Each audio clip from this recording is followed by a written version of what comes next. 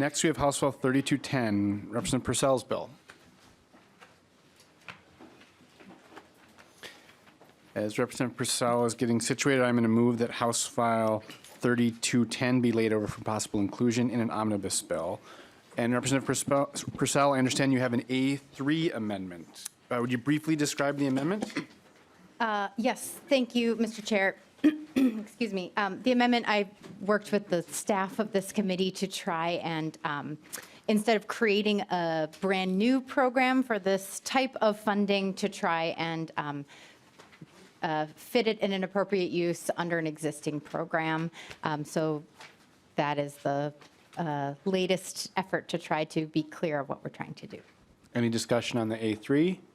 If not, all those in favor say aye. Aye. Opposed?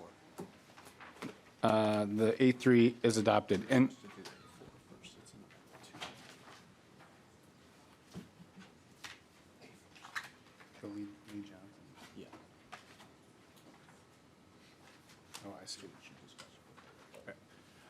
we're going to unwind that, or we'll. Maybe it was. I know that Lee Johnson has an A4 that we were going to offer on an informational basis. If you're all right, not unwinding and just giving you a chance to speak, if that works for you. That'll be fine, because the amendment didn't get in time, but I would like to talk about it. And would you like to do the bill presentation and then talk about it, or talk about it now? We're fine either way. Either way is fine with you. How about we let Representative Purcell present her bill, and then we'll go to your amendment, Lee Johnson. So now to Representative Purcell as your bill as it's amended. Thank you so much, Chair Howard.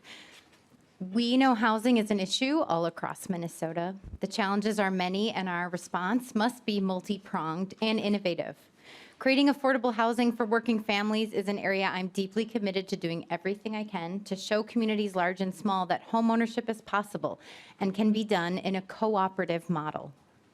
Last year, you all created the Greater Minnesota Housing Infrastructure Grant Fund, carried by Representative Frederick, and the proposal before you is to have bonding dollars be added to that grant fund, as well as making it so that manufactured homes on municipally owned land with public infrastructure could qualify for these funds and only these additional funds.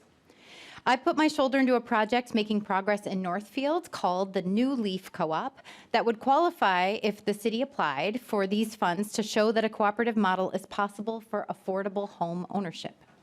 I firmly believe we can create dignified housing in a sustainable, community-centered manner and with Minnesota-made manufactured homes, plus funds from a capital investment bill.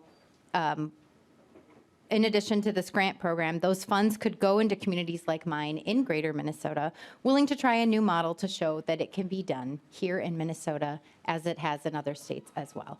And I'd like to turn over to my first testifier, Chair Howard. Thank you, Representative Purcell. Welcome. I believe we have Commissioner Galen Malika.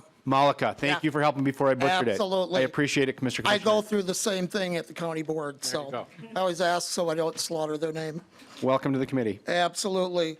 Chair Howard and members of the committee, thank you for allowing me to be here today to testify on Representative Purcell's bill, House File 3210. I serve as the chair of the Rice County Board of Commissioners. I've been a commissioner for 17 years. Previous, I was on the city council. I also serve as the Rice County and the City of Northfield HRA chair, and I also chair the Three Rivers Community Action Board, which serves Olmsted, Rice, Wabasha, and Goodhue counties. I'm not going after your position, by the way. I'm letting you have that. I don't want to be in your shoes. In these multiple roles and the numerous hats I wear back and forth, there's one resounding issue that I see and my fellow board members and my fellow committee members that we see, and that is lack of affordable housing, and that is lack of housing. And so we need more housing, not just in our community or county. We need it across the state of Minnesota and southern Minnesota. Especially in greater Minnesota, we have a severe shortage of workforce housing. That is affordable housing for working families. Additionally, the options that can exist for this type of housing in our community are typically not ownership-based. In other words, right now, people are paying rent in mobile home parks. We also have the other issue of these corporate hedge fund, as I refer to them as vultures, buying up these mobile home parks and charging exorbitant fees of rent. Rice County now has 3 corporate hedge funds that own in our county, and then many across Minnesota.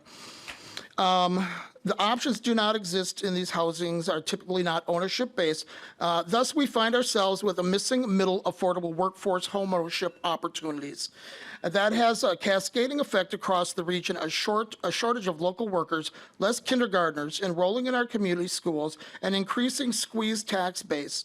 So as we work to remedy the situations, we must think outside the box in how we envision workforce housing.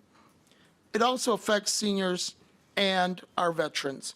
Today's legislation aims to do just that. While municipalities and counties have a desire to innovate, often those innovations in the housing sector come with barriers, unfamiliarity with the home type, misconceptions regarding ownership structure, and differing infrastructure needs. However, when incentives exist for our communities to explore new models of housing, particularly workforce housing, those barriers begin to disappear. Further, as Minnesotans look at housing crisis as a whole, perhaps one of the largest gaps in our approach is the lack of affordable ownership opportunity, particularly for first-time generation home buyers. Programs that encourage the development of affordable ownership and allow for Minnesotans to build equity and sorely needed, and this program accomplishes that. In conclusion, as we try to tackle the housing crisis on a local level, we need as many options in the affordable housing toolbox as possible. We also need programs that incentivize municipalities and counties to explore the new methods of housing, whether that be new construction types or ownership structures. The desire for doing something different is there. Municipalities and counties just need help in removing the obstacles to do so. This program would help accomplish the goal and encourage its passage. When we all come together to tackle the issues and work on the issues, we can all come together and celebrate the solutions that we come up with. So thank you, Chair and committee members, and thank you for the consideration of House File 3210. Thank you for what you do. Your jobs are not easy, so thank you. Thank you. You're greatly appreciated. Thank you. Next, we have Joel Hansen.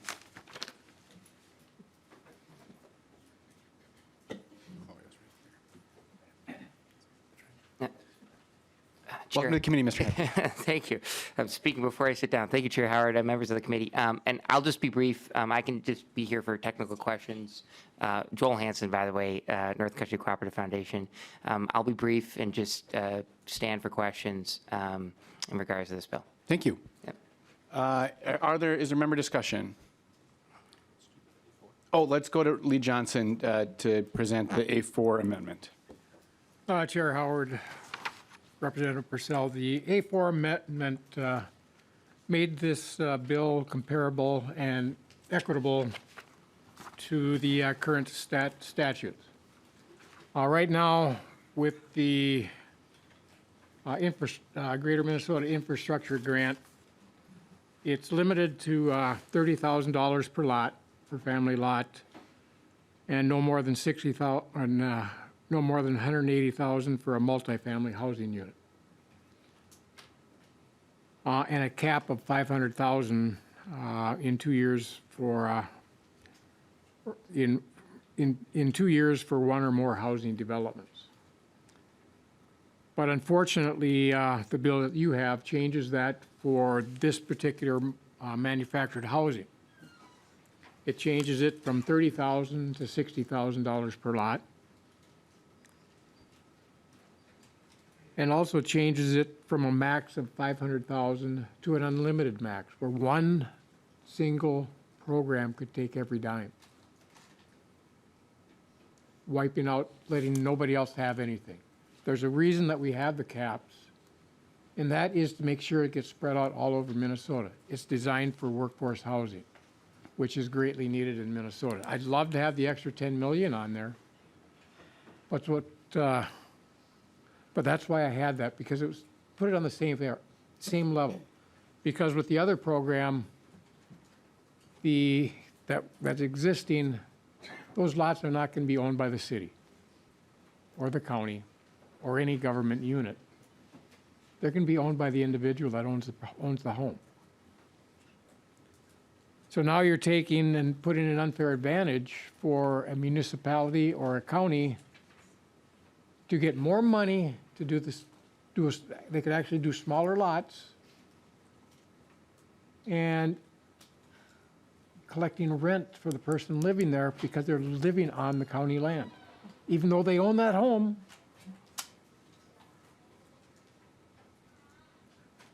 unless the county might sell it, but if they don't, they're putting a manufactured home on rented land. So I have concerns about that, but I think it should be done equally across the board. I hope you can understand that. So that's the gist of that amendment, to make sure it's unfair, everything's on the same playing field. Thank you for offering that, Lee Johnson. I'll go to Representative Purcell to see if she has any reaction, or to Mr. Hanson as well. Thank you, Chair Howard. Thank you for offering the amendment. We have worked quite a bit on this, and the original fund is basically for infill. And we know that if this is a greenfield development, there's just more infrastructure cost. And that is why working with staff to try and specifically say that it's not that one of these projects could take the entirety of the Greater Minnesota Housing Infrastructure Grant Fund, but it may only take up to the amount appropriated from bonding into this fund. Because we have that exact same concern, and we know that there's housing needed across the state, and we are not interested in having one or two projects completely drain the fund. The idea with this is that there's a unique eligible use, and that it's going to this unique housing type. And just to further clarify, the idea is that it's not that the city or the county would own that land forever. It would be the cooperative. So it'd be the resident owners and their cooperative association that would own the land, instead of a private firm who we have seen some unscrupulous practices, as Commissioner Malika talked about. Lee Johnson? Chair Howard, Representative Purcell, if there's unscrupulous developers, that would be up to the county commissioners or the city council to make sure that they are not working there and they're not developing in their community. Make sure that things are done properly. There's zoning people, their staff working and doing the oversight. These infrastructure grants that Chair Howard and I worked with, were designed to get new developments for workforce housing. And the extra 20 million is great. It helps a lot. Or extra 10 million to bring it to 20 million helps quite a bit, but it doesn't even come close to putting in the infrastructure. I've actually done water and sewer work, putting those lines in. I know how much the cost is, and I knew how much the cost was back in the mid-'80s when I was putting it in. The grants that we're offering up to $30,000 a lot doesn't even come close to what the cost is. It might cover some of the cost of planning, but it's something to help them to get it going. If you want to increase it, I think it needs to be increased across the board, because everything should be on the same level. Because now you're giving extra money. If it goes into a cooperative, it's probably going to end up being a nonprofit. And I'm concerned about that because everything in this committee, we had $1.2 billion available for nonprofits last year. Not all of them went to a nonprofit, but that's how much was available for nonprofits.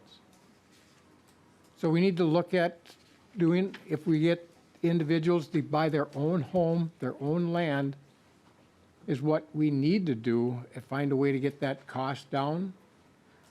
Because that is their generational wealth. It's their equity. That's how they make that generational wealth. A home is the largest investment anybody makes, or the vast majority of people make.